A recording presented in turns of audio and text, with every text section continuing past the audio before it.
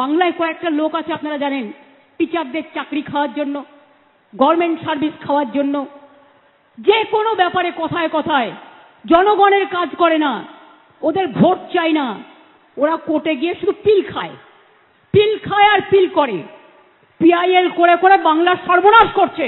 এর জন্য কোর্ট দায়ী নয়, দায়ী যারা যারা মুখে কথা বলে বড় বড়, যারা কোনোদিন কিছু মানুষের জন্য করে না। আমরা চাকরি দেব আর ওরা চাকরি খাবে। আমি পরিষ্কার বলছি, শিক্ষক শিক্ষিকারা যারা বসে আছেন গতকাল থেকে, কেন বসে আছেন এই গরমের মধ্যে কষ্ট করে? আপনারা স্কুলে যান। আমি তো আপনাদের বলেছি, সুপ্রিম কোর্টে আপনাদের টাকা বন্ধ করে দিয়েছিল, চাকরি বাতিল করে দিয়েছিল, কিন্তু আমরা তো রিভিউ পিটিশন করেছিলাম এবং তাতে তো আমরা বলেছি যে আপনারা মাইনে পাবেন এবং সিস্টেম অনুযায়ী মাইনে আপনাদের কাছে চলে যাবে। এর জন্য কারো প্ররোচনা দেওয়ার দরকার নেই, দাঙ্গা করার দরকার নেই, উত্তেজনা করবার দরকার নেই।